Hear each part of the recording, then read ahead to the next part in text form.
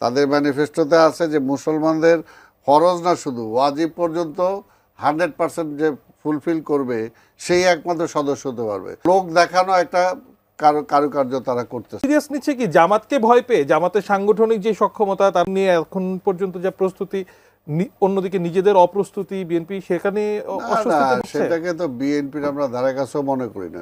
সারা বাংলাদেশে আমাদের সাংগঠনিক যে অবস্থা, না বিএনপি ভয় পাচ্ছে। শুনেন, এই যে জামাত যখন হিন্দু সমাবেশ করছে এবং বলছে যে আগে হিন্দুরা নৌকায় ভোট দিত, এখন তারা দাঁড়িপাল্লায় ভোট দিবে, তো বিএনপি ভয় পাবে না? না সেটাই, মানে ইনক্লুসিভ সোসাইটি জামাতের হাত দিয়ে হচ্ছে, বিএনপি কিছু করতে পারছে না। না এটা রাজনীতিটা কোথায় নিয়ে গেছে জামাত, সেটা মানে তার কথার মধ্যে দিয়ে কিন্তু আজকে প্রমাণ হলো। অর্থাৎ আজকে হিন্দুদেরকে নিয়ে তারা করতে। আমি এই জন্য প্রশ্ন করতে চাই যে কোনো হিন্দু ধর্মাবলম্বী কি মানে জামাতের সেক্রেটারি জেনারেল বা ওই শুরার সদস্য হতে পারবে?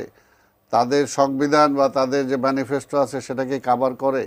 তাদের ম্যানিফেস্টোতে আছে যে মুসলমানদের ফরজ না শুধু ওয়াজিব পর্যন্ত 100% যে ফুলফিল করবে সেই একমাত্র সদস্য হতে পারবে। তাহলে একটা হিন্দু কীভাবে সেখানে?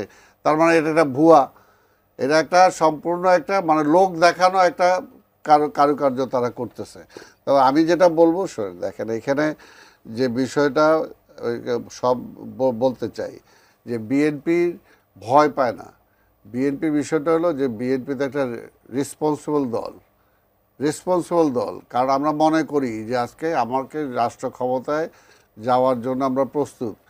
রাষ্ট্র ক্ষমতায় গেলে আমি এমন কোনো কমিটমেন্ট করতে পারি না, এমন কোনো ভুয়া আমি কথা দিতে পারি না জাতির সামনে যে আমি ক্ষমতায় যাওয়ার পরে সেটা পালন করতে পারবো, তাই না?